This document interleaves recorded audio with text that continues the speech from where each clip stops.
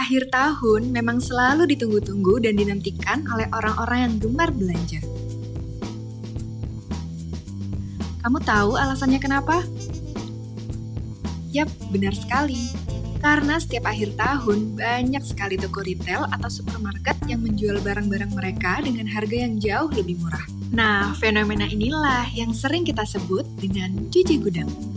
Hal ini merupakan trik toko retail untuk menghabiskan stok produk yang masih tersimpan. Seperti yang kita ketahui bahwa saat menjual barang, pastinya mereka menyetok barang dalam jumlah tertentu. Dengan harapan, barang akan habis terjual semua ke pasaran. Namun faktanya, pasti ada beberapa barang yang tidak habis terjual. Lantas, kemana barang-barang tersebut akan pergi? Karena para penjual juga harus menyetok barang baru yang sesuai dengan tren pasar saat itu, agar nantinya pembeli lebih tertarik. Maka dari itu, yuk kita bahas beberapa teknik yang bisa mengatasi masalah persediaan barang dan perubahan harga supaya perusahaan bisa mendapatkan untung maksimal.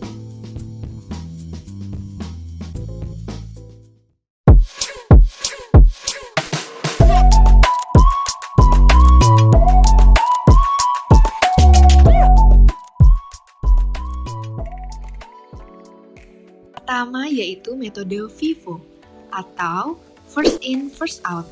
Seperti dari namanya saja, kamu sudah bisa menyimpulkan kan? Yaitu masuk pertama dan keluar pertama. Misalnya nih, seorang pedagang gula pasir mendapat kiriman dari distributor pada tanggal 11 dan 21 setiap bulannya. Jika di tanggal 22 stok gula pasir yang dikirim di tanggal 11 lalu masih ada, maka pedagang tersebut harus menjual produk di tanggal 11 dahulu. Metode FIFO ini seringkali diterapkan untuk produk-produk yang memiliki masa kadaluarsa pendek. Kelebihan metode FIFO membuat kamu lebih hemat waktu dalam pencatatan. Karena cukup melihat harga awal, lalu membandingkan dengan harga jual terkini. Yang kedua yaitu metode LIFO atau Last In, First Out. Masuk terakhir dan keluar pertama. Singkatnya, barang yang dijual pertama adalah unit persediaan yang terakhir masuk gudang. Misalnya, saat ini kamu memiliki usaha yang bergerak di bidang fashion. Hal ini tentu membuatmu harus menjual baju baru dan sesuai dengan tren yang sedang viral, bukan? Kamu akan mempromosikannya baik itu di manapun toko offline atau toko online-mu. Tidak mungkin saat satu jenis pakaian viral, kamu justru menjual stok baju lama-lamamu. Karena pastinya penjualanmu akan kalah saing dengan kompetitor lainnya. Metode LIFO ini mengutamakan tren atau tingginya permintaan sebuah produk sehingga tidak peduli kapan produk itu masuk. Jika laku dijual dengan harga terbaik, maka akan langsung diberikan kepada pelanggan. Namun, pembukuannya akan jauh lebih rumit. Dan metode ketiga yaitu metode average.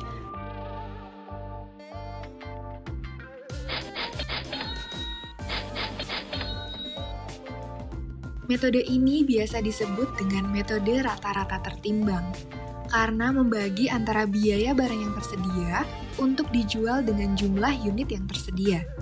Misalnya, pada tanggal 1 Juni, perusahaan memasukkan barang-barang sebanyak 40 unit dengan total harga Rp800.000.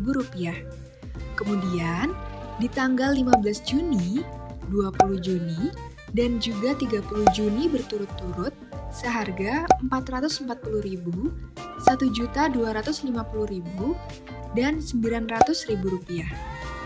Setelah itu, total harga dari semua persediaan dibagi dengan total unit barang persediaan untuk menghasilkan harga rata-rata.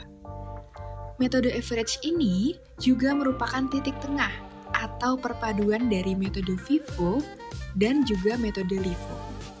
Jadi, kelebihan dan kekurangan metode ini berada di antara metode LIFO dan FIFO. Gimana nih?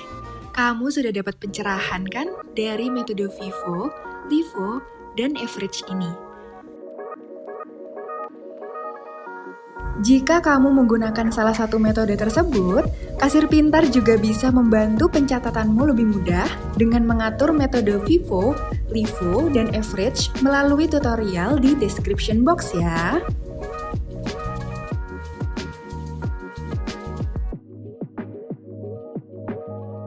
Jika kamu suka, silahkan like, dan jangan lupa untuk komen topik menarik apa yang perlu kita bahas selanjutnya. Sampai jumpa Sobat Kaspin!